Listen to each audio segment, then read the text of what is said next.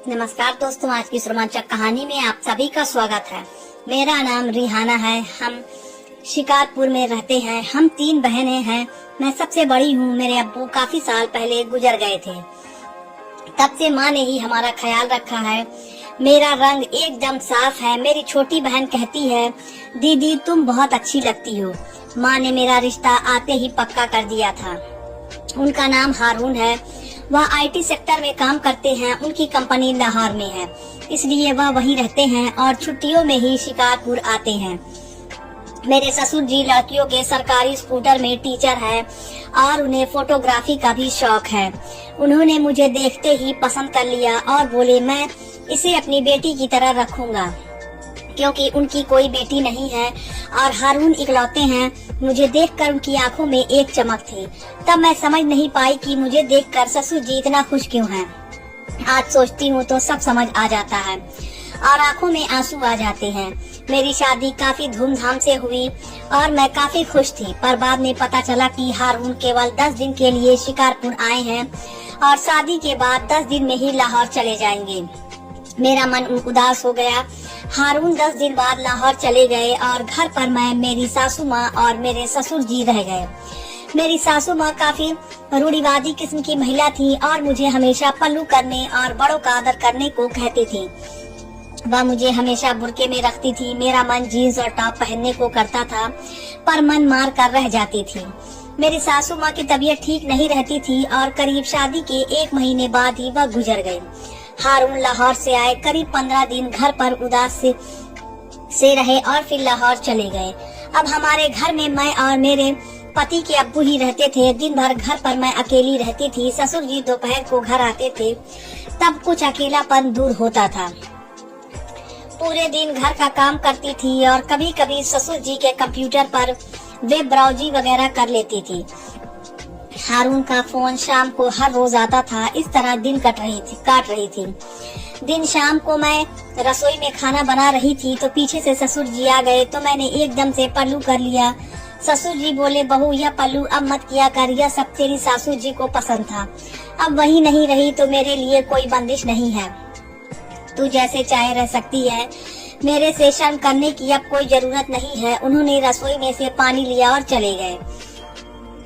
मुझे कुछ समझ नहीं आया, पर अच्छा ही था। बुर्के में रहते रहते मैं बोर हो गई थी।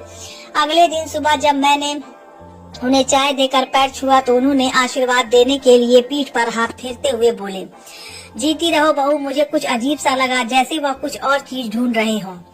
मैं वहाँ से जाने लगी तो बोले, तुझे बोला था घूंघट करने की जरूरत नहीं, फिर क्यों किया है।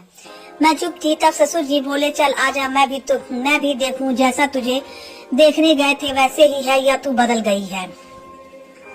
उन्होंने मेरा घूंघट खुद ही हटा दिया। मैंने शर्म से आंखें नीची कर ली और बोली, अब्बू मैं आपका लंच लगा देती हूँ, आपको स्कूल जाने में देर हो रही होगी। मैं जल्दी से वहाँ से जाने लगी तो उन्होंने मेरा हाथ पकड़ लिया और बोले, आज स्कूल की छुट्टी है, बहू बैठ तो सही। मैं एकदम घबरा गई। उन्होंने आज तक ऐसा नहीं किया था। मैंने कहा, अब मुझे जाने दीजिए, घर में बहुत काम है। ससुर जी बोले, बहू आज सोच रहा हूँ तेरा फोटो शूट ले लूं। बहुत दिन हुए मैंने अपनी फोटोग्राफी की कला नहीं दिखाई। तू जल्दी से काम कर ले और आज से घूंघट नहीं करना। उन्होंने उठकर मेरे बाल भी खोल दिए। मैंने आज गुलाबी रंग का सूट पहना था जो एकदम मेरी शरीर से चिपका हुआ था। ससुर जी बोले, तू बिना घूंघट और खुले बाल के अच्छी लग रही है बहू। मैं जल्दी से वहाँ से भाग गई। आज पहली बार उन्होंने मुझे छुआ था। मैंने जल्दी से घर का काम किया और अपने कमरे में बैठ गई। करीब 11 बजे ससुर जी ने आवाज लगाई, बहू कहाँ है। मैंने कहा, जी बाबूजी आइए, और उनके कमरे में गई तो उन्होंने अपना डिजिटल कैमरा और कंप्यूटर भी ऑन किया हुआ था। वह बोले, बहू चल तैयार हो जा, तेरा फोटो शूट लेना है। मैं घबरा गई। मैंने कहा, मैं कुछ समझी नहीं अब्बू। ससुर जी बोले, कुछ नहीं, तू पहले सूट सलवार में होगी और फिर धीरे धीरे स्ट्रिपिंग करनी होगी। मैं एकदम सन्न रह गई। मैं यह सब कुछ नहीं करूंगी अब्बू, मैं आपकी बहू हूँ, आपके सामने यह सब कैसे कर सकती हूँ। मैंने एकदम गुस्से में कहा और उनके कमरे से जाने लगी तो उन्होंने मेरा हाथ पकड़ लिया और खींचकर गिरा दिया। उन्होंने जल्दी से कमरा अंदर से बंद कर दिया। ससुर जी ने कहा, बहू तू भी तो प्यासी रहती है और मैं भी क्यों ना हम दोनों एक दूसरे की मदद करें। मैं भी प्यासी थी तो मैंने भी अपने ससुर का कोई खास विरोध नहीं किया, बस थोड़ा बहुत दिखावा किया। शादी के अभी कुछ महीने ही बीते थे और मैंने ऐसा पहले नहीं किया था। हारून ने हमेशा हल्के हल्के ही सब कुछ किया था, पर आज तो ससुर जी ने जो किया वह काफी अलग था।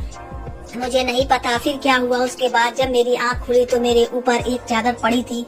मैंने घड़ी में देखा तो करीब 2 बज रहे थे। मैं उठी तो मेरा पूरा जिस्म दर्द कर रहा था। मुझे नहीं पता था कि ससुर जी उसे समय कहाँ थे। मैंने अपना दरवाजा बंद कर लिया और फिर अपना फोन देखा तो वह मेरे कमरे में नहीं था।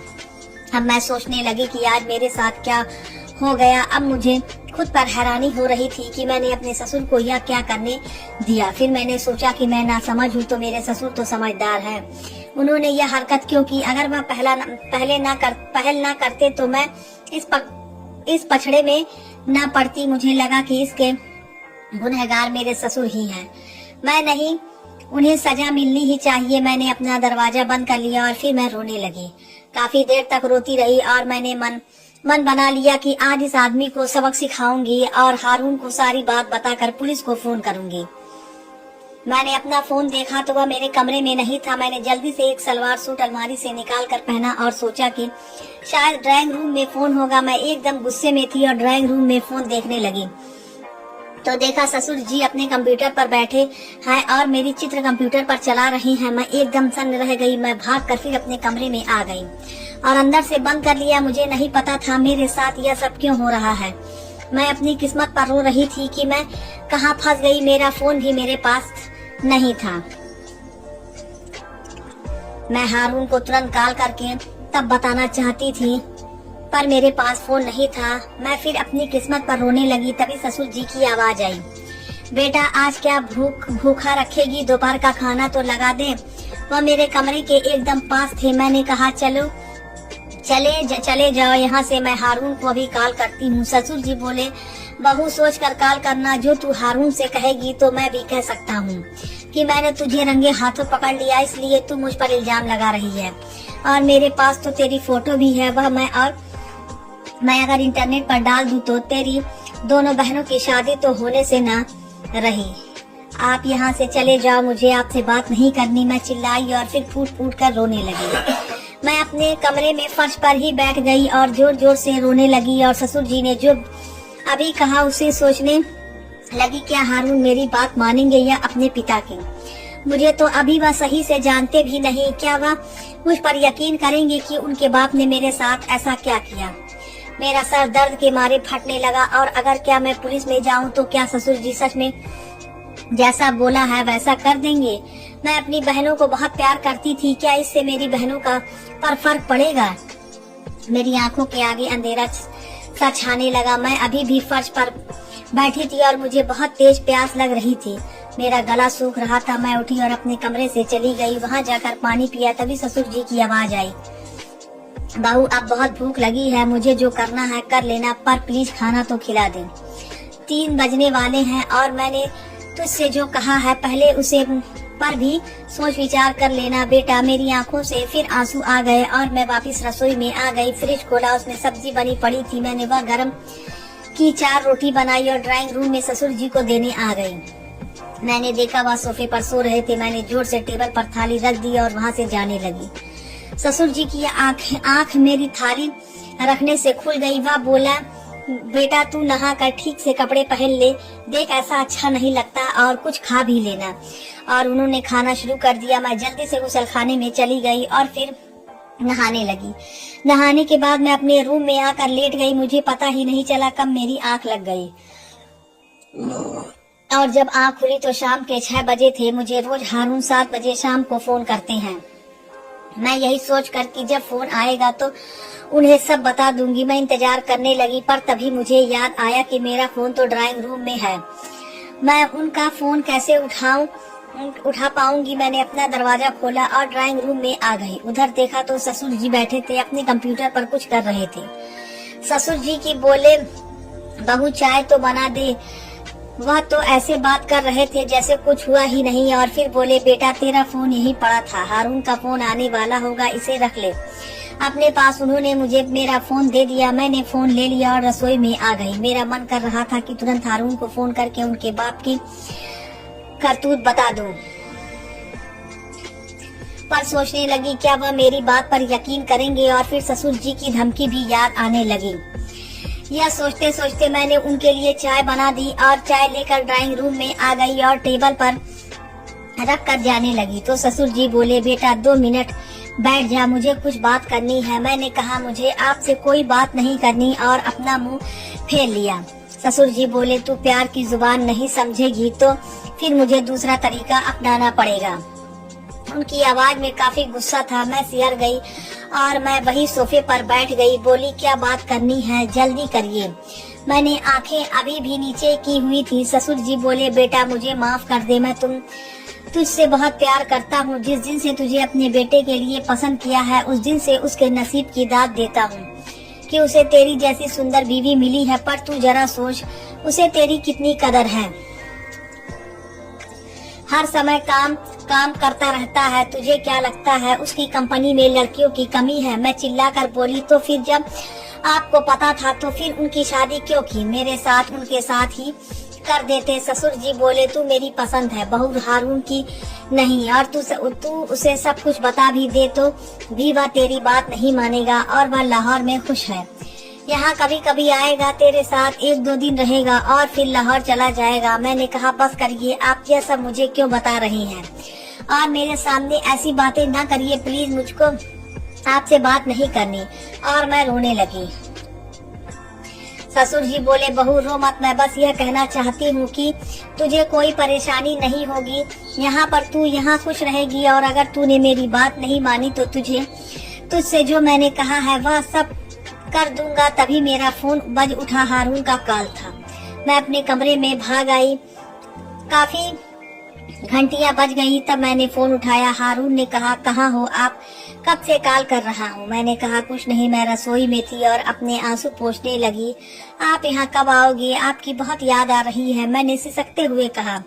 हारून ने कहा, यहाँ का काम ही ऐसा है, शायद 2 महीने में कुछ छुट्टी मिल जाए और सब ठीक है वहाँ पर। और अब्बू कैसे हैं? मन तो किया कि अभी ससुर जी का काला चिट्ठा बयां कर दूं। मैंने कहा, हाँ सब ठीक है, मेरी तबीयत कुछ ठीक नहीं है, मैं आपसे बाद में बात करती हूँ। हारून ने कहा, ठीक है, अपना और अब्बू दोनों का ख्याल रखना। यह कहकर उन्होंने फोन काट दिया और मैं फिर अकेली रह गई। घड़ी में समय देखा तो शाम के 7 बज रहे थे। मैं जल्दी से फोन रखकर रसोई में आ गई। मैं वह सब भूल जाना चाहती थी और रसोई में काम करने लगी। खाना बनाते बनाते 1 घंटा गुजर गया। ससुर जी का खाना ड्राइंग रूम में लगाया और अपने कमरे में जाने लगी। तभी ससुर जी बोले, बहू तूने कुछ खाया? मैंने गुस्से में कहा, मुझे भूख नहीं है, आपको कुछ चाहिए हो तो मुझे आवाज दे देना, मैं अपने कमरे में जा रही हूँ। यह कहकर मैं अपने कमरे में आ गई और दरवाजा बंद करके लेट गई। मेरे साथ 2 दिन में जो हुआ वह सोच रही थी कि मेरा अपने ससुर जी के साथ कैसे रिश्ते बन गए, मैं उनको कैसे रोकूं और क्या जो वह मेरे साथ कर रहे हैं वह ठीक है।